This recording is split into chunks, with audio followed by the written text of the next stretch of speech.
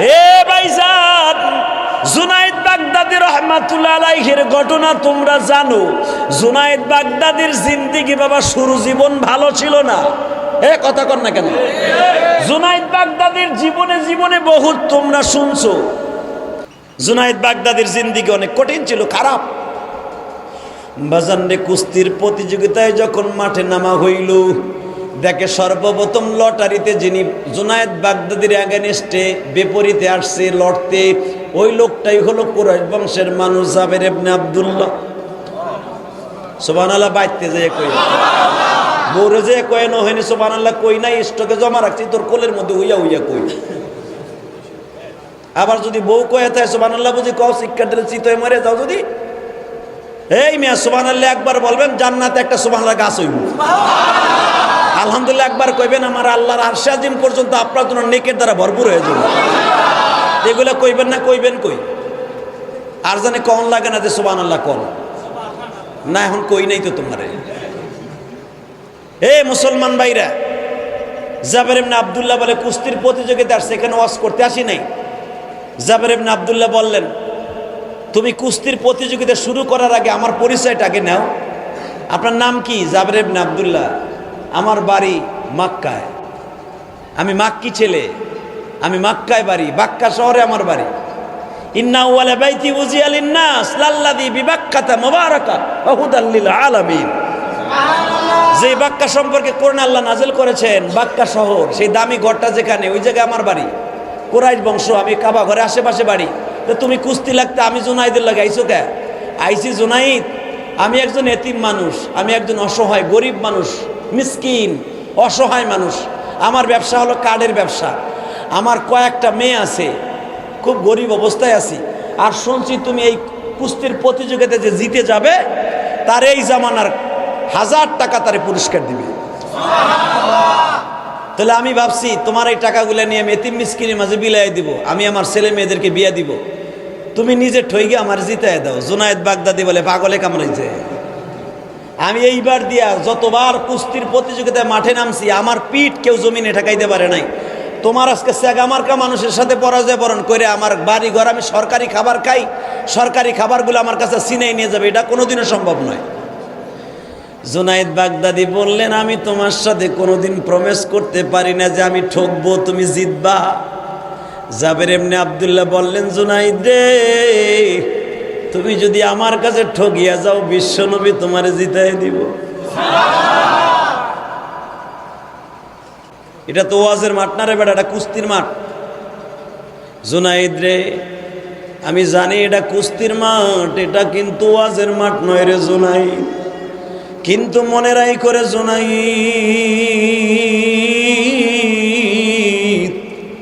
ওমরের মতো বাহাদুর কিন্তু ইসলাম কবুল ঘরে করে নাই, মাঠেই করছে।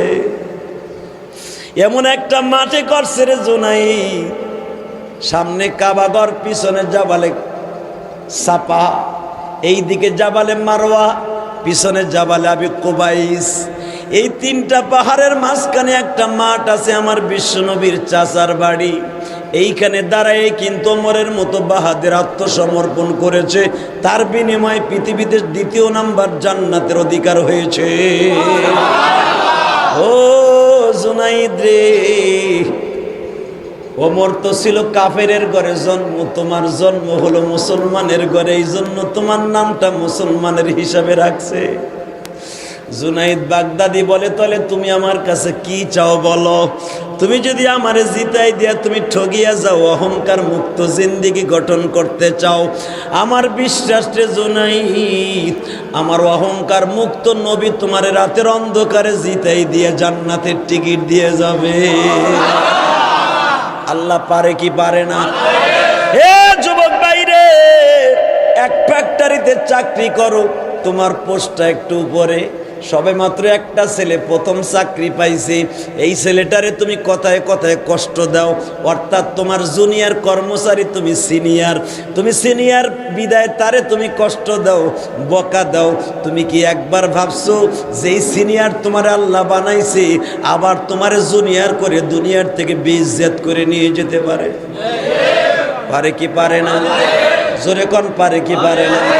এই যে কয়েকদিন আগে বাবা আমি যাত্রাবাড়ির মোড়ে দিয়া বাবা আমি কাশপুর যাইতেছিলাম, হঠাৎ করে দেখি একটা লোকের হাত দুইটা কাটা, হাত দুটোটা কাটা, হাতের মধ্যে বাবা গ্লাভস লাগায় রাখছে, শুধু এই কবজি দুটা দেখা যায়, মাসি মুসি পরে ঘাও হয়ে গেছে বিদায় এখানে মোজা পরে রাখছে। আমি বললাম মিয়া সব ঠিক আছে, হাত দুইটা নাই, এভাবে দাঁড়ায় দাঁড়ায় ভিক্ষা করেন কেন?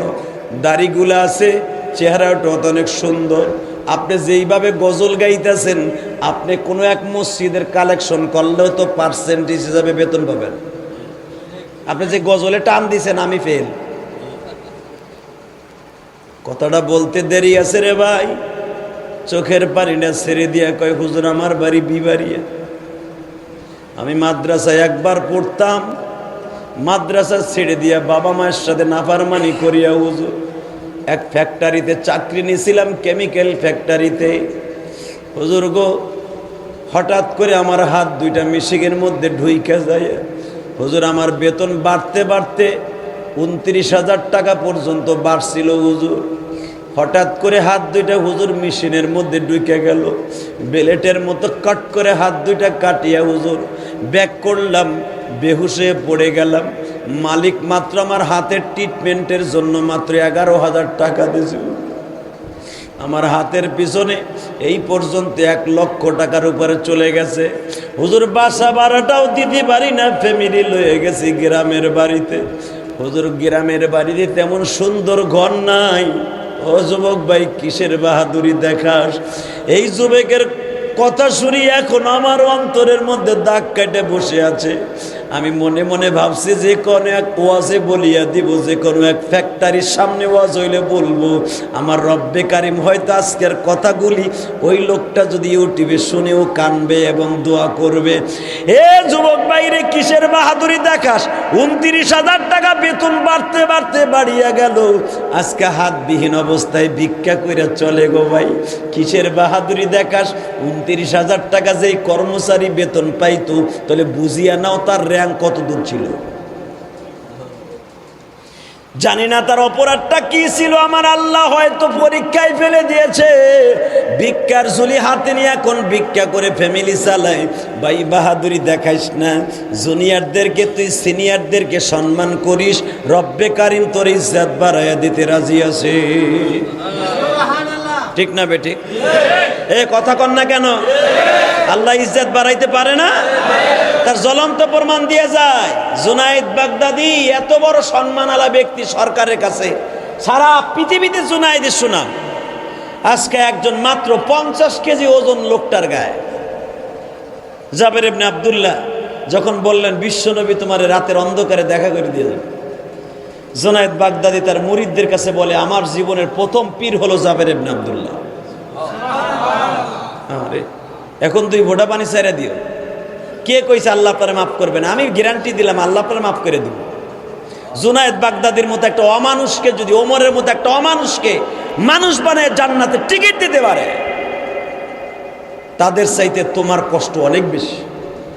তুমি জীবনে সুন্দর একটা খাটে ঘুমাইতে পারো না, ভালো একটা বাসা ভাড়া নিয়ে চলতে পারো, সপ্তাহে 1 কেজি গরু গোশ কিনে বাচ্চারে খাওয়াইতে পারো, তোমার মনে অনেক কষ্ট।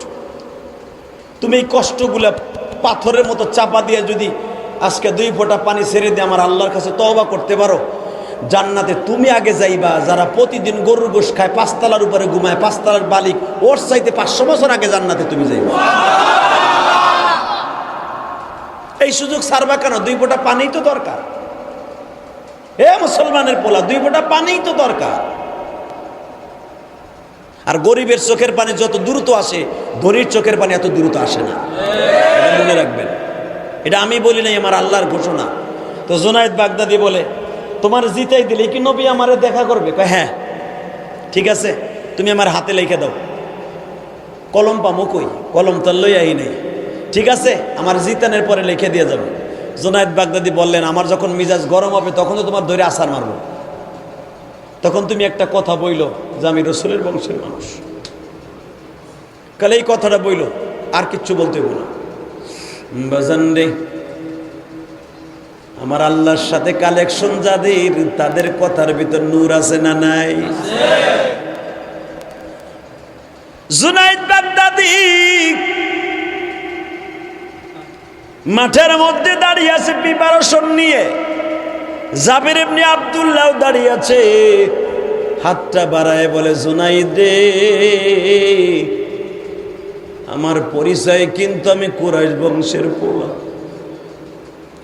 জুনাইদ বাগদাদি দুই চোখ বন্ধ করে বলে, তুমি আমারে আছাড় মারো। জাবির ইবনে আব্দুল্লাহ যখন ধারাম করে আছাড় মেরে দিছে, যারা কুস্তির প্রতিযোগিতা গ্যালারিতে দেখতে আসছে তারা আশ্চর্য হয়ে গেল, এমন একটা মানুষ তার মতো কুস্তিবিদরা আছাড় মারল। এই বয়স পর্যন্ত কোনোদিন কেউ তার পিঠটাকে জমিনে ঠেকাইতে পারে নাই। সবাই আশ্চর্য হয়ে গেল। ইন দি মিন টাইমে বাবা একে একে 3 বার আছাড় মারছে। সবাই বলে, মারি না, মানবো না। হয়তো যেই কয় টাকা তুমি পুরস্কার সরকারিভাবে পাইতা, এর চাইতে বেশি টাকা মনে হয় ওই লোকটা তোমার দিছে জিতার লাগিয়া। জুনাইদ বাগদাদি বলেন, না রে, আমি যে কয় টাকা পুরস্কার পেয়েছি, আমি কি পেয়েছি আজকে তোমাকে বলবো না। এমন একদিন আসবে, সেদিন আমি এই জবান দিয়েই বলবো কত হাজার টাকা পাইছি। 3 বার যখন জমিনে জুনাইদকে আছাড় মেরে ফেলে দিল, বাবা দিলটাকে নরম করে এখন মদিনাওয়ালার সাথে দিলটাকে যোগাযোগ করায় দাও। জুনাইদ বাগদাদির মতো একটা অমানুষের খাতায় নাম দিয়ে যদি আজকে জান্নাতের টিকিট নিয়ে যেতে পারে, বাবা আমার আল্লাহর সাথে প্রেমের মালা গলায় দিয়ে যেতে পারে। তুমি আর আমি গরিব হইছি, আমার আল্লাহরে একটা ডাক দিয়ে দেখো। আল্লাহরে ডাক দিতে দেরি আছে, আল্লাহ তোমার ডাকে সাড়া দিতে দেরি করবে না। জুনাইদ বাগদাদি যখন বের হয়ে যায় গ্যালারির ভিতর দিয়া, বাবা জাবির ইবনে আব্দুল্লাহ পিছনের থেকে ডাক দিছে, জুনাইদ রে, তুমি তো আমার জিতাই দিয়ে প্রবঞ্চনার পাত্র হয়ে গেলা। আমি তোমারে খালি হাতে বিরাই দিতে পারি না রে জুনাইদ। বাজান এই শাহাদাত আঙ্গুলটা যেটা নামাজের সময় উঁচা করে, এই আঙ্গুলটাকে বাবা গালের মধ্যে পদর্পণ করলেন, বের করে মুখের কিছু লালা দিয়ে জুনাইদ বাগদাদির হাতের মধ্যে লিখে দিলেন, ও মদিনার নবী, সারা জাহানের নবী,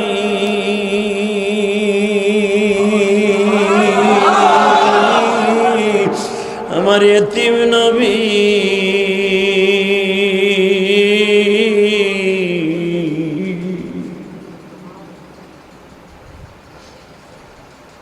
আপনি বলছেন, মানা হাব্বা কওমি ফাকাদ হাব্বানি, মানা হাব্বা আলিমান কান্নামা আহাব্বানি, কুন আলিমান আও মুআল্লিমান আও মুস্তামিলান আও মুহিব্বান।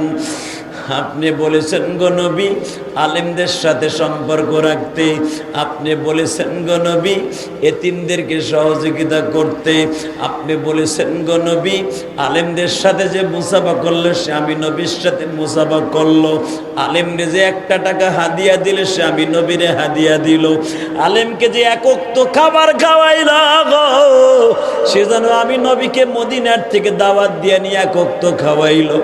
বাজান রে, এখন বুঝবেন না আলেমদেরকে দাওয়াত দিয়ে খাওয়ানো যে কত বড় ভিটামিন গো বাবা। যদি কোনোদিন আলেমের দস্তার খায় আপনি একটা খেজুরও খেয়ে থাকেন গো বাবা, ওই আলেমের সাথে নয় বিশ্ব নবীর সাথে জান্নাতে থাকবে। হে জুনাইদ রে, এই গ্যালারির থেকে বের হওয়ার আগে আমার কাছ থেকে পুরস্কার লয়ে যাও রে জুনাইদ। হাতের মধ্যে লিখে দিল। জুনাইদ 2 নয়নের পানি দিয়ে গ্যালারির থেকে যখন বের হয়ে যায়, গ্যালারির মানুষগুলা জিজ্ঞেস করে, জুনাইদ রে কত টাকা ঘুষ খাইছো? তুই মক্কার মানুষকে জিতাই দিলি, আমার দেশটাকে ঠগায় দিলি।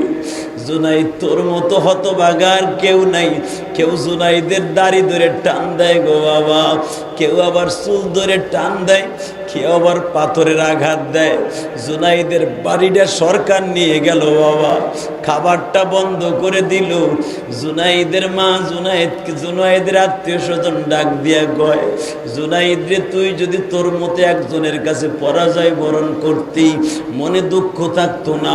এমন একজন মানুষের কাছে পরাজয় বরণ করলি রে জুনাইদ, যারে সাথেও নেওয়া যায় না, পাতেও নেওয়া যায় না, সে বলে আমাদের বাড়ির চাকর হওয়ার উপযুক্ত নয়। জুনাইদ বলে, আমি কারো কথা শুনবো না,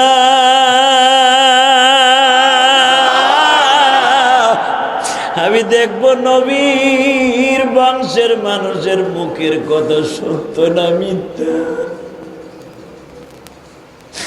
আমি দেখবো একজন এতিমের কথা সত্য না মিথ্যা। আমার নবীও তো এতিম ছিল গো বাবা। আমার নবী মক্কার অলিতে গলিতে ঘুরতো। ও বাবা, মনের মধ্যে অনেক কিছু খাইতে চাইতো। নবী আমার যদি একবার চাইতো, আমার আল্লাহ 10 বার দিতে রাজি ছিল বাবা। জিব্রাইল মাঝে মাঝে মানুষের বেশে নবীর সামনে দাঁড়াইয়া সান্ত্বনা দিত, নবী গো, এই দোকানের কোন ফলটা আপনার মনে চায়, আমি আপনারে কিনা দিব। আমার নবী বলতেন, তোমারে আমি চিনি না, তোমার মতো চেহারার মানুষ কোনোদিন এই বাক্কা শহরে দেখি নাই, আমি তোমার পকেটের পয়সা দিয়ে আমি কিনবো না। কারণ নবী চিনা ফেলেছে এই লোকটা মানুষ নয় গো, এই লোকটারে মক্কার মানুষের মতো লাগে না। কারণ আমার আল্লাহ আর নবীর মনের কষ্ট বাবা সহ্য করতে পারতেন না। মাঝে মাঝে আমার নবীর মা ইন্তেকালের পরে আমার নবী কাবা ঘরের দরজার কাছে দাঁড়ায় থাকতেন।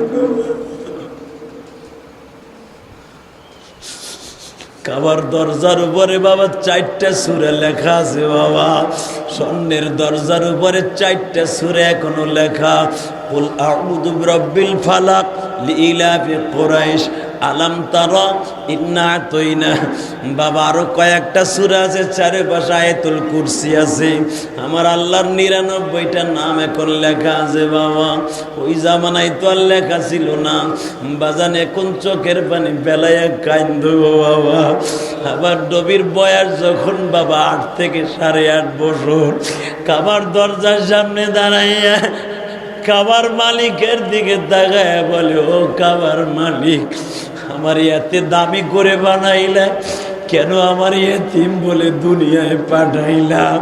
এতিম বানাইছো 6 বছর বয়সে মাকে খাইরা নিলা। ও মালিক, জীবনে কাউরে বাপ বলে ডাক দিতে পারলাম না, জীবনে কোনোদিন মা বলে তৃপ্তি পাইলাম না। জীবনে মা বলে যতবার ডাক দিলাম, আপন মায়ের কয়বার ডাক দিলাম বাবা জান, আমি জানি না এখানে কার জানো মা নাই বাবা নাই গো। কার মা জানো বাগানে শুয়ে রইছে, 2 হাত বাড়াইয়া বলতেছে, আব্দুল সবুর রে, আব্দুল করিম, সবাই কান্দে, তোর চোখে পানি নাই গো বাবা। ওই মা হারাইলিয়াস রহমান জেহাদের সাথে যদি ওই রাত্রে কান্দি গো বাবা, আমি মার কবরটা জান্নাতের বাগান হয়ে যাইত। ও বাবা, ওই রাত্রের কান্নাগুলা ক্যামেরাম্যান, মিডিয়ার বাইরা সারা পৃথিবীতে পৌঁছে দিল রে আব্দুর রহমান। তোর চোখের পানি ক্যামেরা দিয়ে ফেরেশতারা সবার বাবা মায়ের কবরে পৌঁছাইল, তোর চোখে পানি নাই গো বাবা। তুই গেছিলি ঠিকই, কিন্তু চোখে পানি দেখি নাই। ওই দিন যদি কষ্ট করে 1 ফোঁটা পানি লেবুর রসের মতো ঝরাই দিতে গো বাবা, আমি মায়ের কবর আযাবটা মাফ হয়ে যাইতো। এই আমার ভাইরা রেখে মায়েরপুর সাভারের ভাইরা, আজকে 17ই সেপ্টেম্বর আমার মাওলারে 2 নয়নের পানি দিয়া দেখায় দাও, মাওলা জীবনে বহুত অন্যায় করছি, আর করো না।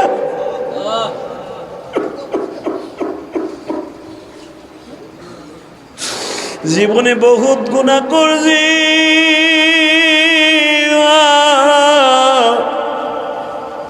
গুনার বোঝা মাথায় লয়া আসছি তোমার দরবারে, মাফ করিয়া দেও গো মালিক চোখের পানির খাতিরে। আল্লাহু আকবার জোরে বলো তো। বাজান কেমন নবীও তো এতিম, যখন বললেন আমার এতিম নবী আমারে পুরস্কার দিবে, ও বাবা যারা এতিমের দিকে একবার তাকাবে, আমার বিশ্ব নবী বলে আমি এতিম নবী তোরে থুইয়া জান্নাতে ঢুকতে পারি না।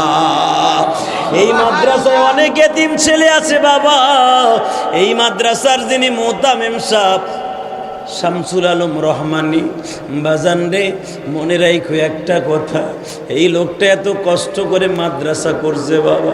এই মাহফিল ইসলাহি বয়ান যিনি জমাইছেন আমি শুনলাম খালেদ সাইফুল্লাহ আইয়ুবী, আজকে ভাই যে কোনো কারণে দূরে আছে গো বাবা, শুধু দুই চোখের পানি দিয়ে আমি আপনাদের সকলের কাছে বলি, এই আমার ভাইরা সব কিছু আমার আল্লাহর খেলা।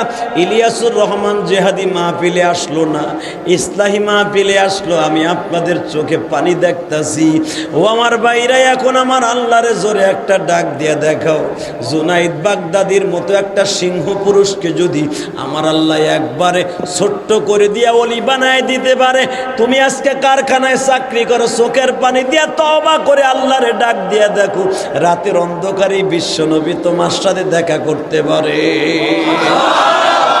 বাগদাদের সব মানুষগুলা জুনাইদের কেউ স্যাপ দেয়, কেউ দাড়ি ধরে টান দেয়, বেটা তোর মতো হতভাগা আর কেউ নাই।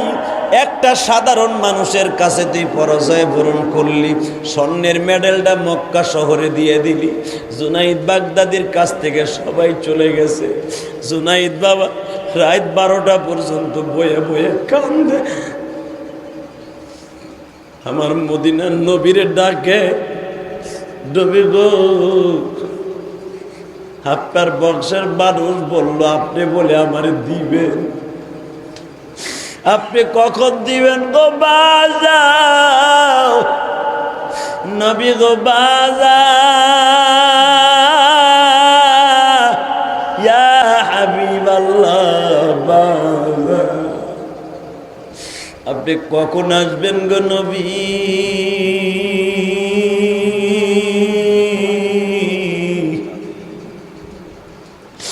বাজান এই কবিতা শের গাইতে গাইতে জুনাইদ বাগদাদি ঘুমিয়ে গেলেন। ঘুমের ঘরে আমার বিশ্ব নবী দুহাত বাড়ায়া জুনাইদে ডাকছে, আল্লাহু আকবার জোরে বলো, জোরে বলো। দুহাত বাড়ায়া ডাক দিছে, জুনাইদ রে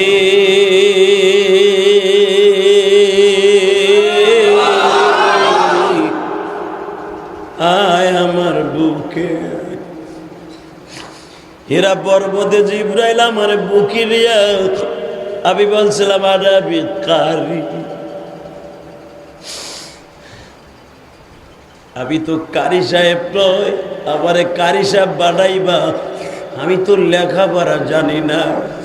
বাজারটে জিবরাইল বিশ্ব নবীর বুকের মধ্যে নিয়ে 3টা চাপ দিয়েছিলেন। জুনাইদ বাগদাদিকেও আমার নবী 3টা চাপ দিলেন গো বাবা। 30 পারা কোরআন শরীফ জুনাইদের ভিতরে বাবা পার্সেল করে দিলে। আমার ভাইরা, জুনাইদ বাগদাদি যদি 32-38 বছর বয়সে কোরআন শরীফের ফটোকপি অন্তরে নিয়ে যেতে পারে, তোমার বয়স 38 বছর, 25 বছর, 30 বছর, তুমিও যদি 2 চোখের পানি দিয়ে আমার আল্লাহকে বুঝাইয়া খাও, আল্লাহ জেহাদি সাহেবের সাথে আমি ওয়াদা করছি আর জীবনে গুনাহ করুম না, তুমি কি আমারে মাফ করতে পারো না? জিয়াদিরও মা নাই, আমারও মা নাই।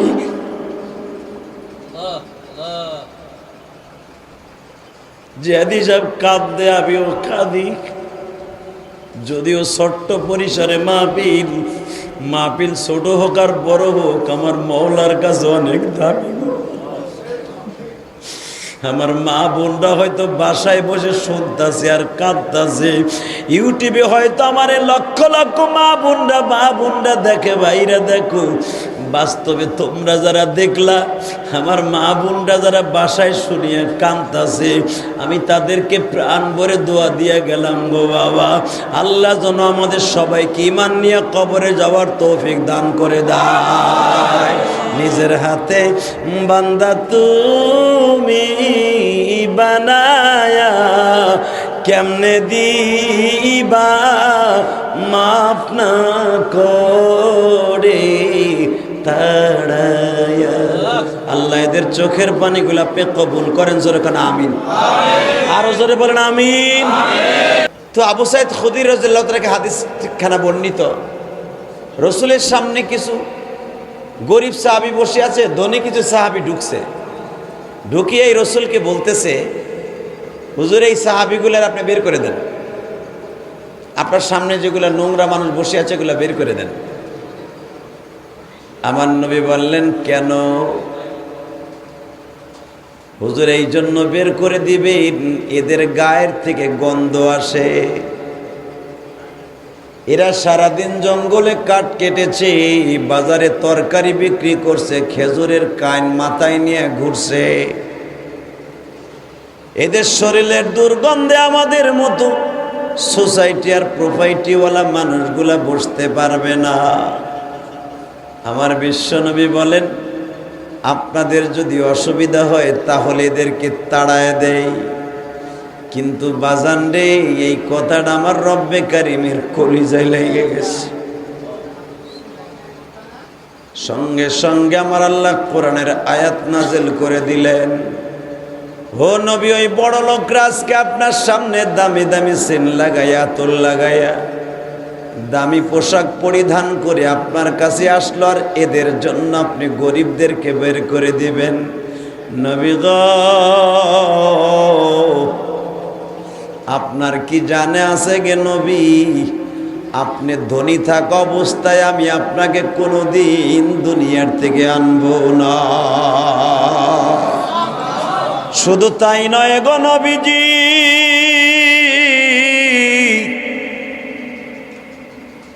যতদিন পর্যন্ত আপনি দুনিয়ায় থাকবেন আমি গরিব অবস্থায় আপনাকে রাখবো।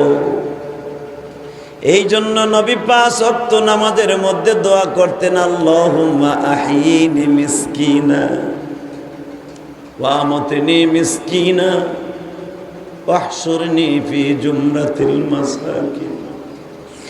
আল্লাহ আমার যতদিন বাঁচায়া রাখবা,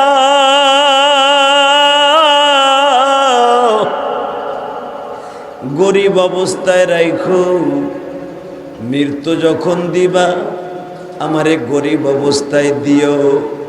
যখন আমারে কিয়ামতের মাঠে তোমার মিজানের সামনে দাঁড় করাইবা, গরিবের পালায় দিয়ে দিও। ও নবী, আপনি 5 ওয়াক্ত নামাজে দোয়া করেন, ভুলে গেছেন কি? নবী আমার বলেন, না আল্লাহ ভুলি নাই।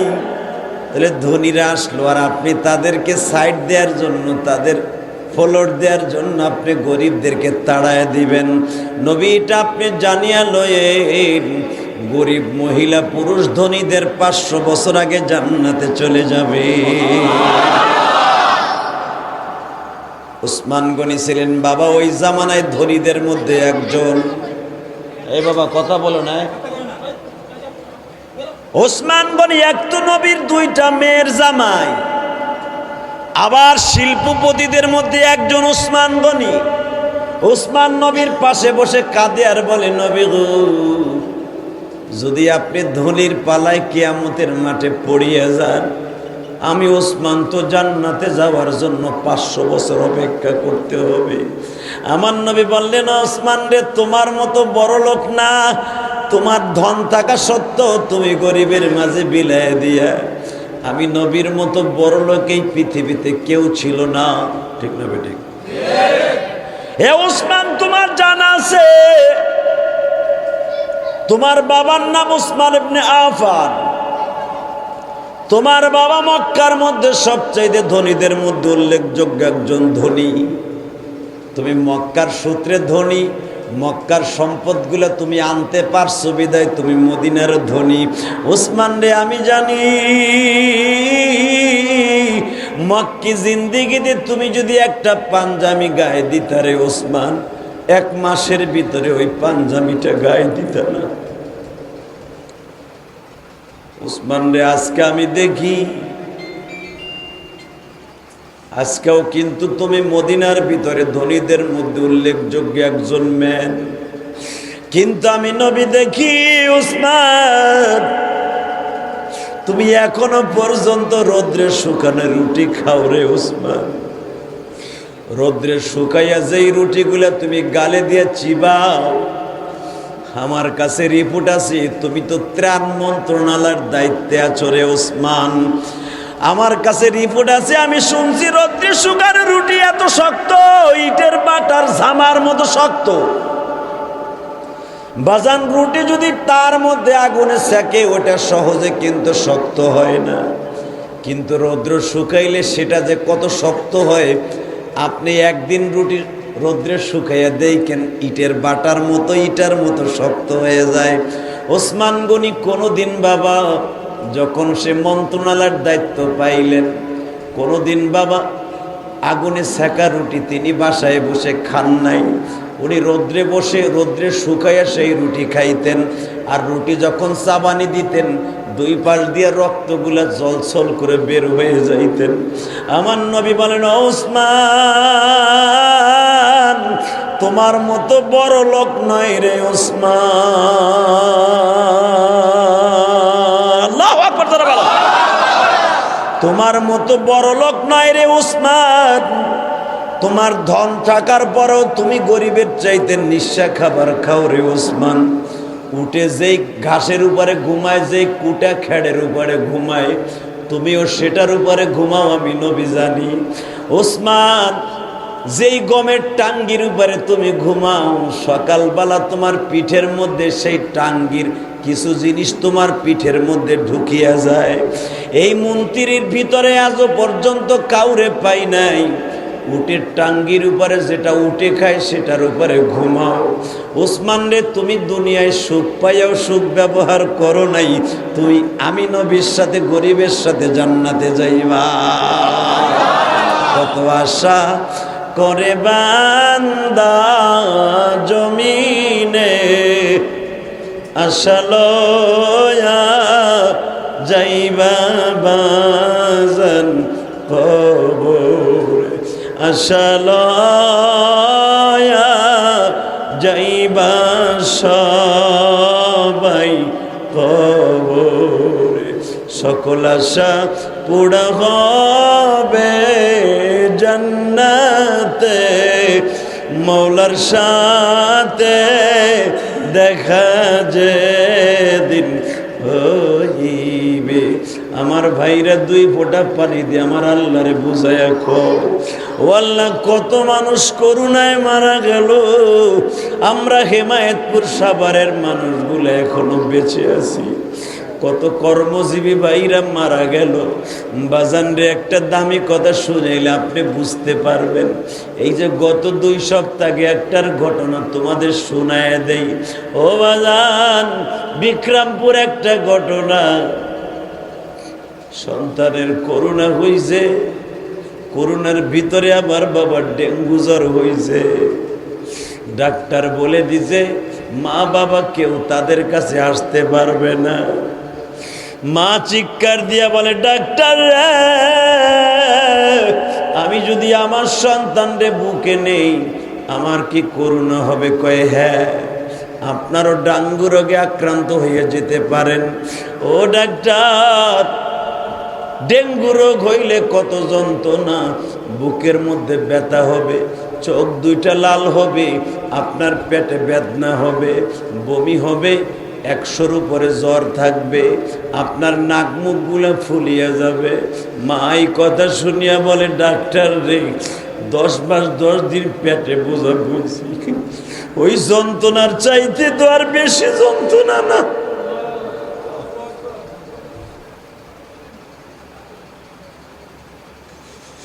আমার এই কলিজার টুকরা মিজান, ছেলেটার নাম মিজানুর রহমান ছিল বাবা, মাদ্রাসায় পড়তো। জাদু ভাইরা, তোমরা যারা সারাদিন ফ্যাক্টরিতে কাজ করে আজকে এই গরমের ভিতরে ইলিয়াসুর রহমান জিহাদির ওয়াজ শুনতে আসছো, আমি জানি না কার জনম দুঃখিনী মা বাংলাদেশের কোন প্রান্তে পড়ে আছে, সুস্থ না অসুস্থ, কার মা কবরে আমি জানি না। তবে একটা কথা আমি তোমাদের কাছে বলি, ইউটিউবে তোমরা আমার অনেক বয়ান শুনছো। ও ভাইরা, যদি মায়ের জন্য পাগল কোনো বক্তা থেকে থাকে বাংলাদেশে, তাদের মধ্যে আমি একজন, ইলিয়াসুর রহমান জেহাদি গো বাবা। পৃথিবীতে মা বাবার পাগল যারা হইবা, ওই ব্যক্তির ভিতরে আল্লাহর পাগলের চিহ্ন পাওয়া যাবে। আর যাদের ভিতরে মা বাবার প্রেম প্রীতি ভালোবাসা নাই, ওর অন্তরে আল্লাহ রসুল নামাজ রোজারও প্রেম প্রীতি না। এ কথা ঠিক না বে ঠিক? এ যুবকরা, এই মাত্র কয়েকদিন আগের ঘটনা তোমরা দেখছো, 2-3 দিন আগের ঘটনা। মাদারীপুরের একটা ঘটনা ভাইরাল হয়েছে। বাবার সম্পদের লোভে ছেলে মেয়েরা তার হাত পাও বাঁধিয়া বাবারে ঘাড়া করিয়া লয়ে যায় সম্পদ লেখা নেয়ার জন্য। দেখো নাই তোমরা? এ কথা কও, দেখো নাই? পাড়া প্রতিবেশী জিজ্ঞেস করেছে, বাবারে কই লয়ে যাও? বলে বাবা পাগল হয়ে গেছে, এই জন্য বাবারে পাগলা গারোতে লয়ে যাইতেছি। আরে বাবা আজকে পাগল হয়ে গেছে, যে এই বাবা পরের জমিতে কামলা দিয়া তোমারে মানুষ করছে, যেই বাবা রিক্সা ভ্যান চালাইয়া তোমারে আমারে মানুষ করি আজকে বড় করিয়ে, বাবার সন্তানের লোভে বাবারে হাত পা বাইন্দা লয়ে যাও। বাবায় চিল্লাই দেখে বাবার গালের মধ্যে ঘুষি মারলা, বাবার হাত পা বাইন্দা লয়ে গেল। ও আমার ছেমায়েতপুরের বাইরে আয়, আমি তোর পাও দুটা গায়ে দে, আমি তোর পাও ধরে কানতে রাজি আছি। পৃথিবীর যদি বাবা পূর্ব গগন থেকে সূর্য উদিত হয়, পশ্চিম গগনে অস্তমিত হয়, আহারে যেদিন পশ্চিম দিকে বাবা সূর্য যা উদিত যদি হয়, কিন্তু মনে রাখো সারা দুনিয়া যদি লয় হয়ে যায় গো বাবা, মা বাবার বরদোয়া কিন্তু কোনোদিন লয় হবে না। আমি তোমাদের দুইটা অনুরোধ করে যাই, যার অন্তরে আল্লাহ এবং আল্লাহর রসুলের প্রেম আছে, ওর সাথে দেখবা মা বাবার দোয়া 100% আছে। এ কথা ক যুবক, কথা কা। এখানে আসার পরে একটা ছেলে, বয়ানের মাত্র কয়েক মিনিট আগে রাস্তা দিয়ে হাঁটতাছি, একটা ছেলে আমার হাত ধরে কাঁদে আর বলে, হুজুর আমি আপনার ইউটিউবে জীবনে বহুতবার দেখছি, প্র্যাকটিক্যালে এইবার দেখলাম। আমার ফ্যাক্টরিতে হুজুর আপনার ওয়াজ অনেক বাজে, কিন্তু চোখে দেখা হয়নি। হুজুর আপনি এইভাবে সাধারণভাবে রাস্তা দিয়ে চলেন, অহংকার বিহীন আমি কল্পনাও করি নাই। হুজুর মনে করছি আপনার কাছে গেলে আপনার ভিতরে বুঝি অনেক গৌরব অহংকার। আমি শুধু ছোট্ট কণ্ঠে বললাম, বাইরে তোরেও 3খান কাপড় দিয়ে কবরে শোয়াইব, আমি ইলিয়াসুর রহমান জেহাদিরও 3খান কাপড় দিয়ে শোয়াইব। সাবেক প্রেসিডেন্ট ইরশাদকেও 3খান কাপড় দিছে রে। আমার বঙ্গবন্ধু গোপালগঞ্জের কৃতি সন্তান, তারও 3খান কাপড় দিয়ে ঘুম পড়াইছে। জিয়াউর রহমানকেও 3খান কাপড় দিয়ে শোয়াইছে। আব্দুর রহমান বিশ্বাসকেও 3খান কাপড় দিয়ে শোয়াইছে। ও বাজান, তোমার বাবা রিক্সা চালায়, তারও 3খান কাপড় দিয়ে জীবনের শেষ গোসল দিয়ে শোয়া দিবে। তোমার ফ্যাক্টরির মালিককে 3খান কাপড় দিবে, তুমি ফ্যাক্টরির কর্মচারী, তোমারও 3খান দিবে। কিন্তু বাবা এই কাপড়ের 3খানের কোনো দাম নাই রে। দাম হলো ওই স্বর্ণের বডিটার গো ভাই।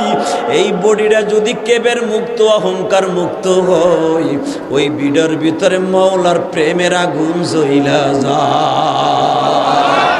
আল্লাহ আল্লাহ কা মজা है जाकुरु से पूछियो, शहद गुल में क्या मजा है बुलबुली से पूछियो। বাবা আল্লাহ আল্লাহ যে কি মজা, যারা আল্লাহর প্রেমিক তাদের কাছে জিজ্ঞেস করে দেখো।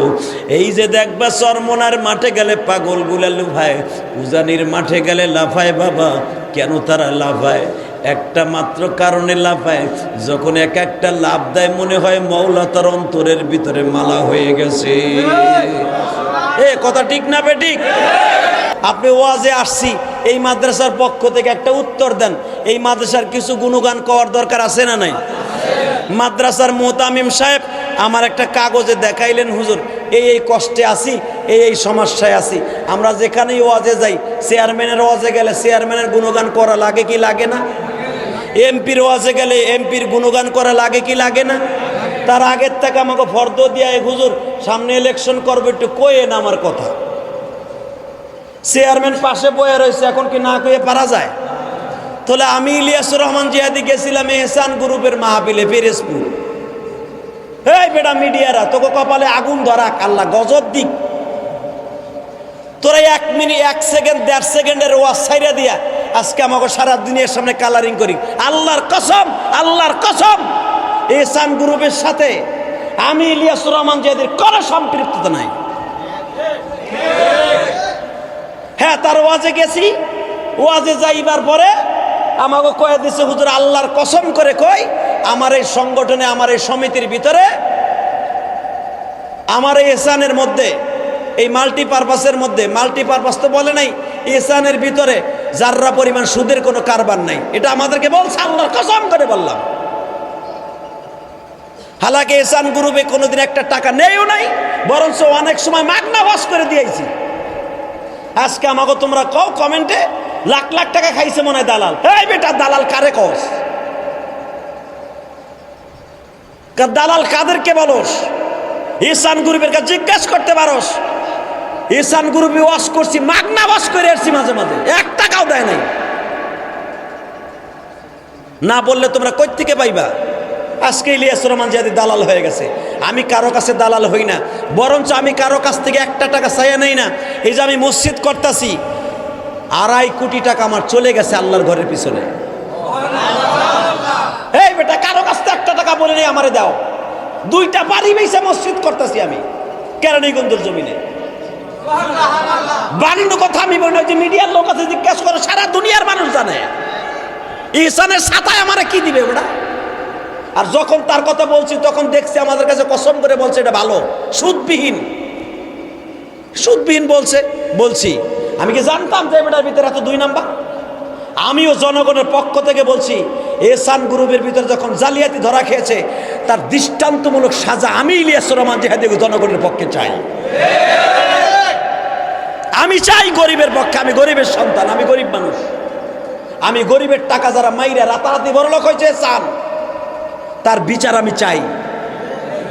কিন্তু আমাদেরকে না জেনে শুনে তোমরা বাজে কমেন্ট করলে এই বিচারও আল্লাহর কাছে বলি। মাননীয় প্রধানমন্ত্রীর কাছে আমার দাবি থাকবে, আমার গোপালগঞ্জের রত্ন বঙ্গবন্ধু কন্যা যারা আমাদেরকে নিয়ে টল করতেছে, যেই সমস্ত মিডিয়ার আলাদা দালাল বলে, হান বলে, তান বলে, মাননীয় প্রধানমন্ত্রীর কাছে আমার একটা করজোর বিনীত নিবেদন, আমাকে তদন্ত করেন, দেখেন আমি কোন দলের সংগঠন কিনা। এহসান তো দূরের কথা, আমি বাংলাদেশের কোন দলে আমার নাম নাই। তদন্ত করে যদি কোনো দলে আমার নাম পান, আমাকে দৃষ্টান্তমূলক সাজা দিবেন। কিন্তু যারা আমাকে নিয়ে টল করতেছে, না জেনে শুনে, রিসার্চ না করে, তদন্ত না করে, তাদের বিরুদ্ধে আপনি আইনগতভাবে ব্যবস্থা নেবেন। আর যদি প্রধানমন্ত্রী, মাননীয় প্রধানমন্ত্রী না নেয়, স্বরাষ্ট্র মন্ত্রণালয়ের মহাদালয় না নেয়, আমি আল্লাহর কাছে বিচার দিয়ে রাখলাম, এদের বিচার আমার আল্লাহ করবে। ইন্না বাজাসাবনি ইসমুন, হয়তো একটা ওয়াজে গেছি, আজকে ওয়াজে এই মাদ্রাসায় আসছি, হেমায়েতপুরে এই মাদ্রাসায় এতিমখানায়, হুজুর আমার কাছে বলছো যে এটা বলবেন কি? আমি বলবো না? ইহসান গ্রুপ আমার নিচে, আমার মতো না, শুধু বাংলাদেশের বড় বড় নক্ষত্রদেরকে নিচে ইহসান, আমার শফি সাহেবের মতো আল্লাহর কুতুবকে নিচে, বড় বড় বুজুর্গদেরকে নিচে, লাশটা আমার নিচে। যে হুজুর আমার কাছে এসে, আমার বাড়িতে এসে বলছে সবাইরে নিছি, সব গেছে, শুধু আপনি যান নাই। আইয়ুবী ভাই সহ সবাই গেছে, আপনি যান নাই। যেই আইয়ুবী ভাইয়ের মাদ্রাসা আজকে আইলাম, তার নিয়মে চলে এই মাদ্রাসা, আজকে সে নাই। কিন্তু মনে রাখবেন, আমার ভাইরা আইয়ুবী ভাই সহ সবাই পোস্টার আমারে দেখাইছে, এরপর আমি এহসান গ্রুপে ওয়াজ দিছি। তুমি জানো না, শোনো না, তদন্ত না করে আমাকে দোষারোপ করো, আল্লাহর আদালত কিন্তু এখনো পর্যন্ত আছে। যেই মিডিয়াগুলি, সোশ্যাল মিডিয়াগুলি আমাদেরকে কালারিং করতেছো, মনে রাখো, আমি বিশেষ করে আমার কথা আমি বলি, আমি কসম করে বলতে পারি, আমি এহসান গ্রুপ থেকে কোনোদিন 1টা টাকা নেই নাই বলতে পারবে না। হ্যাঁ, এমন এমন সময় ওয়াজ করতে গেছি, মাগনা 1 টাকাও আমারে দেয় নাই। রিসার্চ করে দেখো, জিজ্ঞেস করে দেখো ইহসান গ্রুপের চেয়ারম্যানের কাছে যে রাগিব হাসানকে জিজ্ঞেস করে ইলিয়াস রহমান জিহাদি বলে মাঝে মাঝে মাগনা ওয়াজ করে গেছে। যদি সে না বলে তুমি যা বলবা তাই করবে। যদি সে সত্যি মায়ের দুধ খেয়ে থাকে তার বলতে বাধ্য হবে ইলিয়াস রহমান জিহাদি মাঝে মাঝে মাগনা ওয়াজ করে গেছে, 1 টাকাও তারা দেয়নি। ইহসান গ্রুপের টাকা তো দূরে কথা বেড়া, মাগনা ওয়াজ করে আসছে ওসিয়াত। হ্যাঁ, এখন তোমরা টল করবা তাহলে মাগনা ওয়াজ করতে যে দালালি করছিলেন কেন? দালালি করি নাই। সে অনেক অনুরোধ করছে, কসম করে বলছে যে আমার এটা সুদবিহীন। তখন আমি বলছি দেখছি সুদবিহীন হলে আলহামদুলিল্লাহ কোন হাদিস মোতাবেক হয় তাই বলেছি। তোমাদের কাছে দুটো হাত জোর করে বলছি আমি এর সাথে সম্পৃক্ত নাই, কোনো দলের সাথে আমি নাই।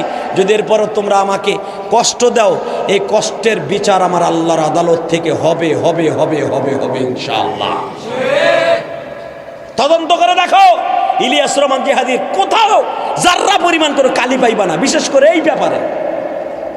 হ্যাঁ, আমার কোনো আমল নাই, এলেম নাই, এতটুকু করতে পারি। তোমরা যারা আমার বিশ্বাসকে হাজির হয়েছে এই মাজলিসে, আজকে 17 সেপ্টেম্বর বুক ভরা ব্যথা নিয়ে বলে দিই, তোমরা যখন আমাদেরকে নিয়ে মিডিয়ার 2-1 সেকেন্ডের ওয়াজ শুনে মিডিয়ালারা চায়, এরা চায় ভিউ বাড়াইয়া টাকা কামাইতে, এরা আমাদের টল করবে না, বকা দিবে, এরা তো এটা চাবে না। এই 2 টাকার মিডিয়ার কথা শুনে তুমি আমারে বকা দিলা। তুমি কি জানো যে এই লোকটার চোখ দিয়ে পানি পড়তে পারে, ওই লোকটার বর্দ তোমার জীবনটাকে সারখার করে দিতে পারে? পারে কি পারে না বেটা? অতএব তোমরা না জেনে শুনে 1-2 সেকেন্ডের ভিডিও দেখা আমাদেরকে নিয়ে বাজে মন্তব্য করবে না। আল্লাহর আদালত কিন্তু পিছনে দাঁড়িয়ে আছে। সবার বিচারের পরে কিন্তু রব্বে কারিমের একটা বিচার আছে। এই মিডিয়ার গোষ্ঠী যদি আমার এই ওয়াজটাকে যদি বানায়া সানাইয়া থামবিলে যদি উল্টা পাল্টা লেখো, আল্লাহর গজব তো গুবার পড়বে, গজব পড়ব, গজব পড়ব। অনুমতি আমার ভাই দিতে চাই নাই, আমি বলছি এত কষ্ট করে এসে অনুমতি দিলাম, এখন ভিউ বাড়াবার জন্য তোরা যদি এইটা করস তবে তুই রাগিব হাসানের ভিতর তোর ভিতর করে পার্থক্য নাই। কথা কর না কেন? ও ব্যবসা করছে টাকা কামানোর লেগে, তুই ভিডিও করতে আইস টাকা কামানোর লেগে। আলেমরে বকা দিলে, আমার মারে বকা দিলে তোমার মা বুঝি আরাম থাকবো? কথা কর না কেন? কেন আমি কি এখানে কথা বলেছি, আমার কথায় তুমি হাসছো কানছো, তাহলে কি আমার আল্লাহ আমার ভিতরে কিছু দেয় নাই? তোমার চাইতে আমাকে আল্লাহ একটু দামি বানায় নাই? দামি না বানালাই চেয়ারে তুমি বসতা। এখন তুমি যে আমার চাইতে কম তা না, এমন এমন টাইম আসতে পারে তুমি আমার চাইতে অনেক দামি হয়ে যাবে। আমি ইলিয়াস রহমান জিহাদি জাহান্নামে যাব, তুমি জান্নাতে যাইবে। তখন তুমি বলবা রব্বে কারিম তার কথা শুনে আমি ভালো হয়েছিলাম, দাঁড়িয়ে রাখছিলাম, কানছিলাম, আজকে সে জান্নাত জাহান্নামে যেতে পারে না, ওর লইয়েই যাব। হতে পারে তোমার ওসিলায় আমি জান্নাতে যেতে পারি।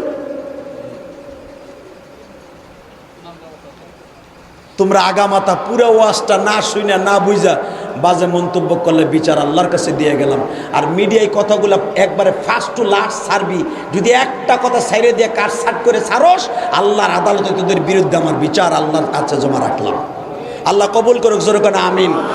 আমি শুধু তোমাদের দুটো হাত ধরে বলতে চাই ভাই, এই গরিব একটা মাদ্রাসা, আমিও তো ভাই গরিব মাদ্রাসায় পড়ছি, যেই মাদ্রাসায় পড়ছি বিশ্বাস করো এই মাদ্রাসার বেড়া এমন ভালো ছিল না ভাই, এই পাশ দিয়ে ছাগল ঢুকতো, ওই পাশ দিয়ে বাইরে যেত।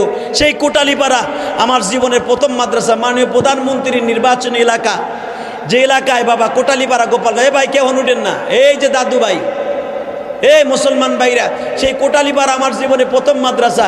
ছাগল এই পাশ দিয়ে ঢুকতো, ওই পাশ দিয়ে বাইরে হয়ে যাইতো। অবাদান এত কষ্ট করে লেখাপড়া করিয়া আজকে মায়ের কষ্ট বুকিনে আলেম হয়েছি।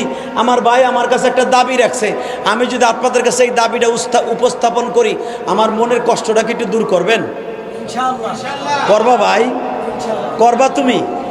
আমার মন বলে কেন যেন সোনার মানিকেরা যারা আমার সামনে আছে প্রত্যেকে আমার মনের আশাটা পুরো করবে। আলহামদুলিল্লাহ বলেন তো, আল্লাহু আকবার জোরে বলেন তো। ওই কাগজটা কই? আমার জাদু ভাইরা, আমি ইলিয়াস রহমান জিহাদি একটা মসজিদ করতেছি কেরানীগঞ্জ, 1,20,00,000 টাকা দিয়ে একটা জায়গা কিনছি ভাই, 20 টাকাও আমি কারো কাছ থেকে নেই নি। আলহামদুলিল্লাহ বললেন না? 20 টাকাও আমি কারো কাছ থেকে নেই নি জায়গা কিনতে। এই যে এই পর্যন্ত কাম চলতেছে, এই যে টাইলসের কাম চলতেছে, নিচতলায় 2তলার ছাদ হয়ে গেছে, গাত্তির কাজ চলতেছে, 3তলার পিলার উঠে গেছে, এই পর্যন্ত আমার 2.5 কোটি টাকা চলে গেছে। আমি কারো কাছ থেকে 2.5 পয়সা